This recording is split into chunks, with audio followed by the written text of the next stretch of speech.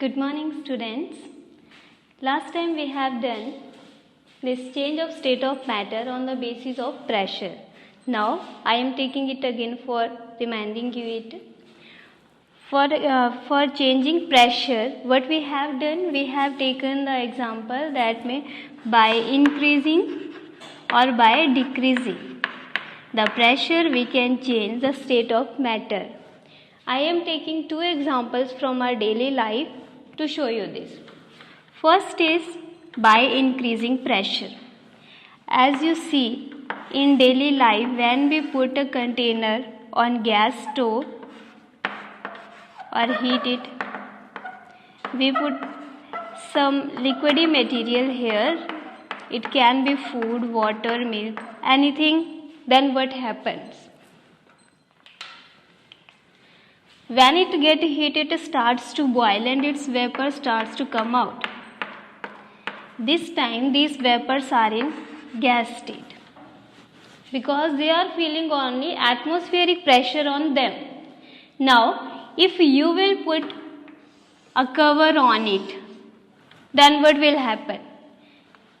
More particles of atmospheric gases put pressure on this cover. That means the particles coming from this liquid, they can't go outside because they are feeling pressure due to this cover. So you see that they condense on this container cover. How it happened? This gas converts into liquid state when we put cover on it. This cover increases increases pressure on these gas molecules. So this way in daily life you see that by increasing pressure we change the state of matter in our home. Second one is by decreasing pressure. What happened? I discussed it before that we liquefy these gases, we convert these gases and then put in container. For example, CNG, LPG, etc. Today I am taking one more example from your daily life. For example, your perfume. When you take a perfume bottle, it is little bit heavy when it is new because in this perfume particles are liquefied and filled in it. Now what happened? It is closed from up, so pressure is applied on it. When I press this, then what happened? Its particles come out. And when these particles come out in atmosphere, the pressure on them decreases and this liquid converts into gas state. Suddenly it disappears because liquid converts into gas here when pressure is decreased. When we go on mountains, then what happens? Atmospheric pressure here less and on bottom it is more. So when we want to boil water here, then what will happen? If I will put container here and put water, then after heating what happen? These particles start converting into gas. These will convert into gas when these particles hover in atmosphere creating pressure on it and they get more energy and go higher. But on top of mountain what happened? When we boil some liquid, atmospheric gases are less to exert pressure on it. Here pressure decreases and these particles quickly convert into gas.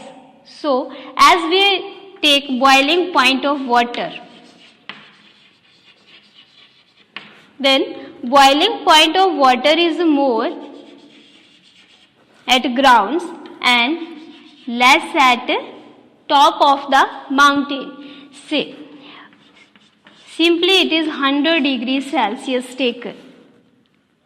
Now at ground, by increasing pressure, by increasing more pressure, we can change this boiling point to 102, 103 degrees Celsius this way.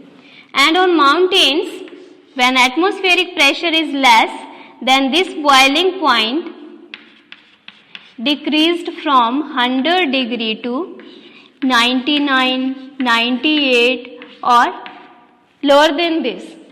So, boiling point of water is less than 100 degree Celsius when pressure is less, and boiling point of water becomes more than 100 when pressure is more.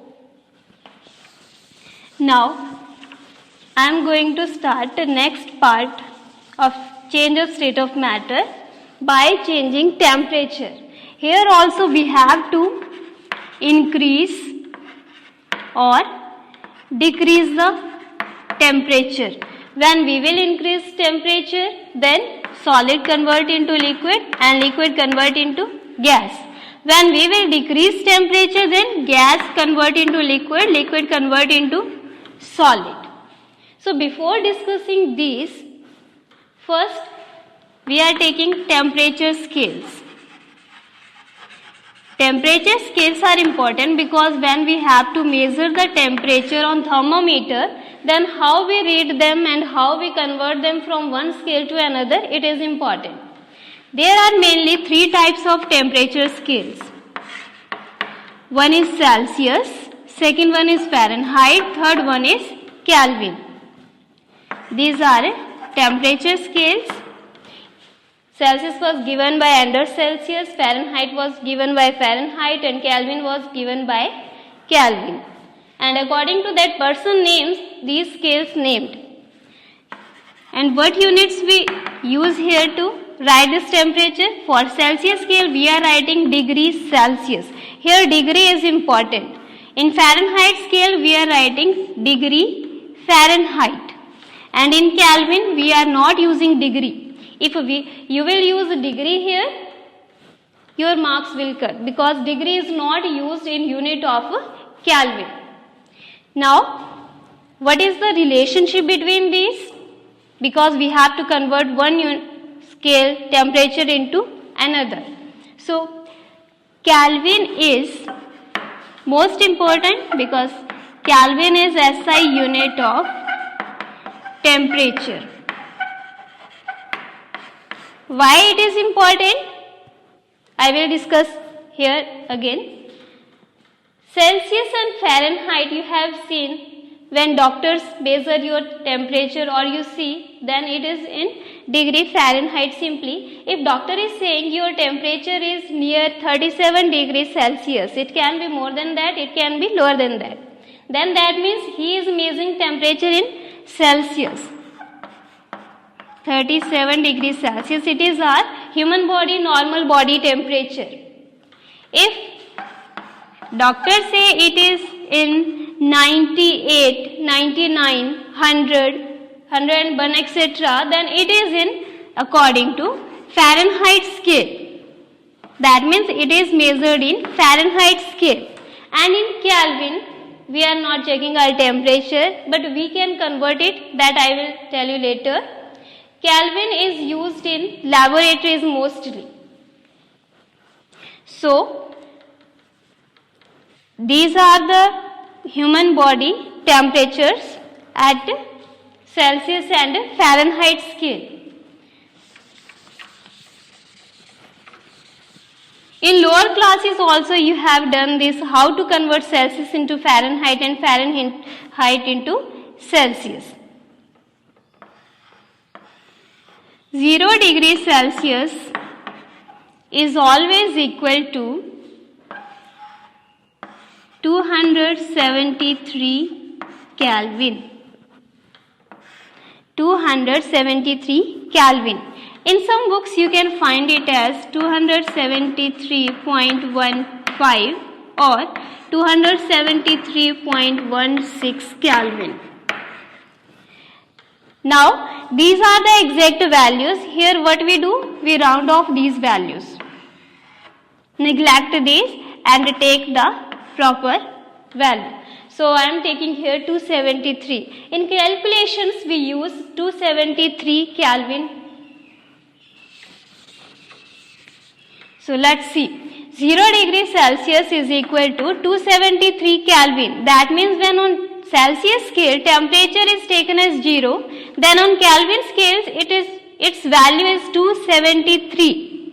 That means if on Celsius scale it is 1 degree Celsius, then on Kelvin scale what will happen? 273 plus degree Celsius we will add here, and what will come? 273 plus 1 is equal to 274 Kelvin. Here 1 degree Celsius is equal to 274 Kelvin. So, if temperature is given on Celsius scale and we have to convert it in Kelvin scale, then what will we do? We will simply add 273 in the value of Celsius, and this temperature will convert into Kelvin. So, from here relation comes in Celsius and Kelvin scale.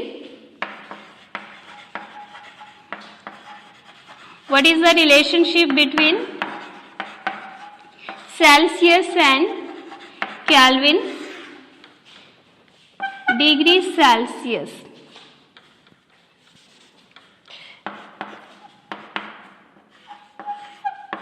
plus 273.